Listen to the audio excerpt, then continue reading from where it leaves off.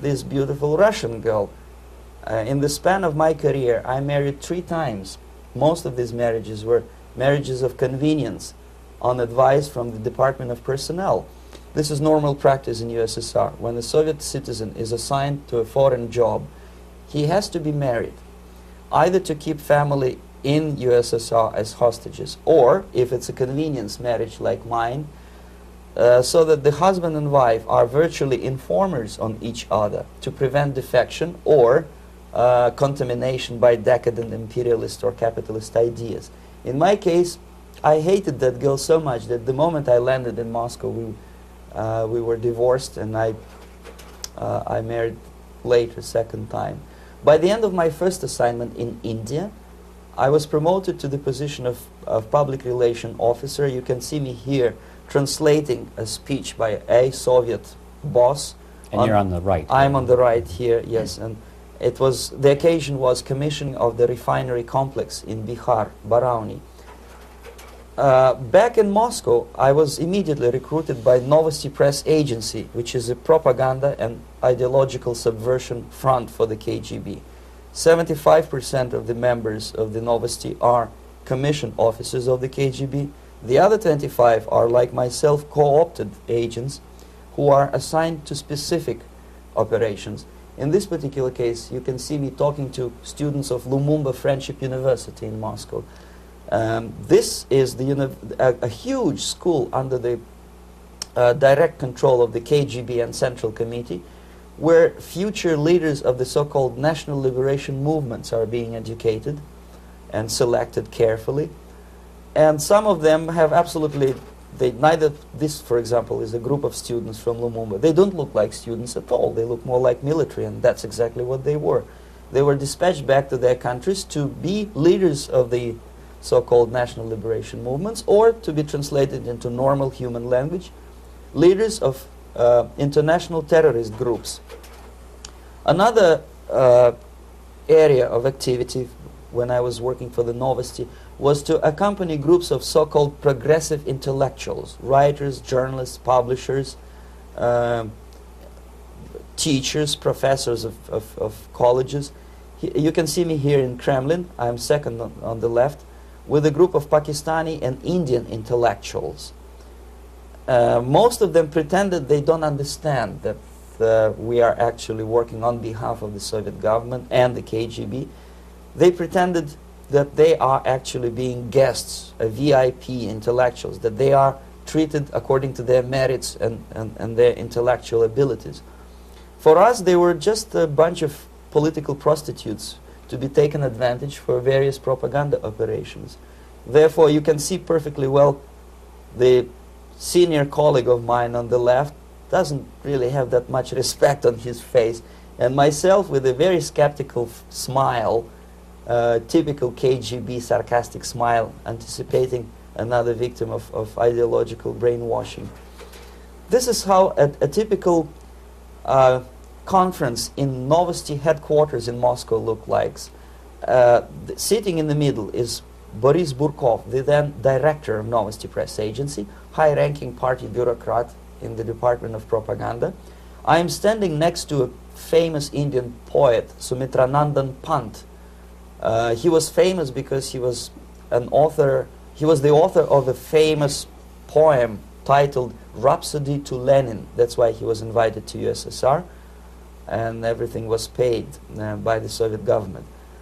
Pay special attention to number of bottles on the table. This is one of the ways to kill the awareness or curiosity of foreign journalists.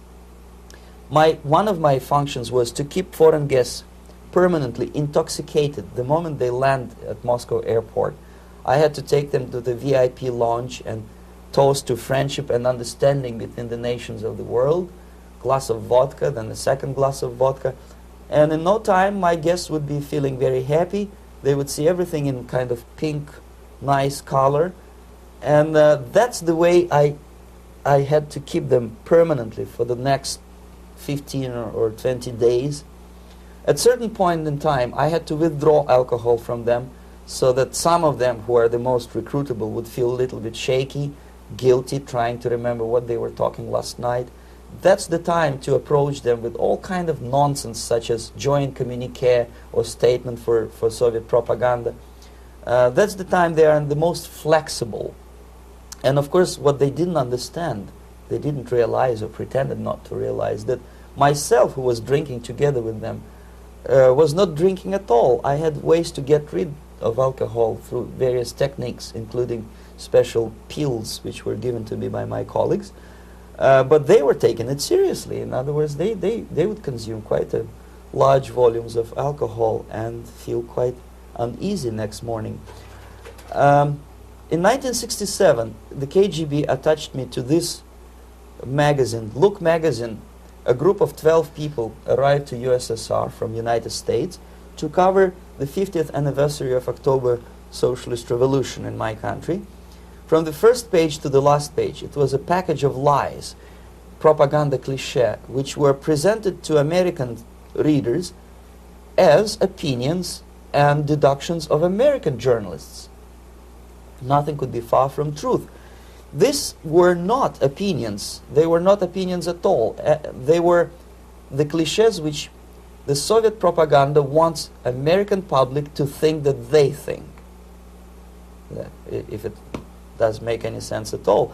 It sure does, because from the viewpoint of the Soviet propaganda, although there are some subtle criticisms of the Soviet system, the basic message is that Russia today is a nice, functioning, efficient system supported by majority of population.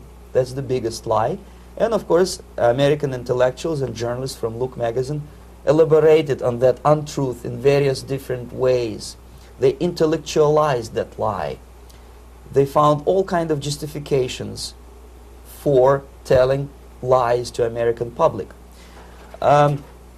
Excuse me, it was partly your job to make sure that they got these ideas, yes, and accepted them as their own ideas. Right. Actually, even before they arrived to USSR, and they paid astronomical sum of money for that visit, they were submitted, this Novosti Press agency developed so-called backgrounders, 20-25 pages of information and opinions which were presented to the journalists even before they bought their tickets to Moscow.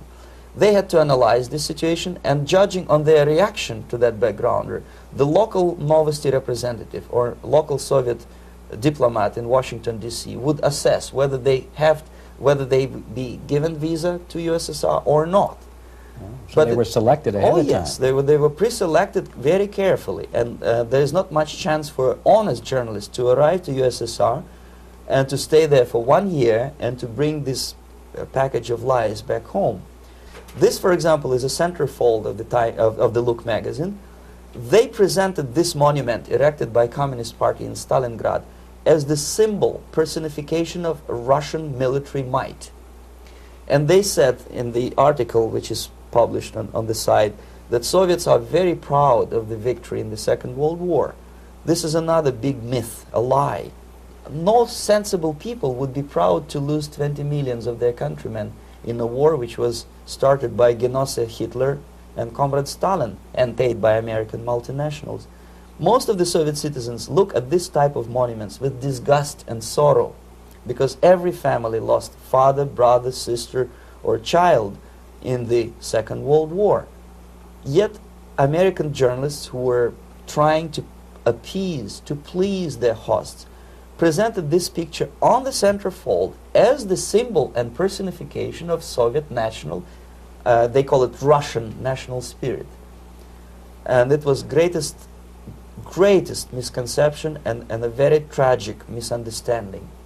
Of course, Look magazine was not distributed in USSR. The main audience was in the United States.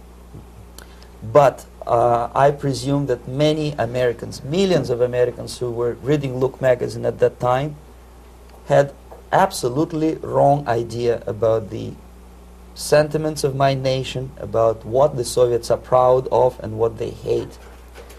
This is a group, you see the same lady with the sword in Stalingrad. This is the group of journalists. Myself is in the center with the same devilish smile.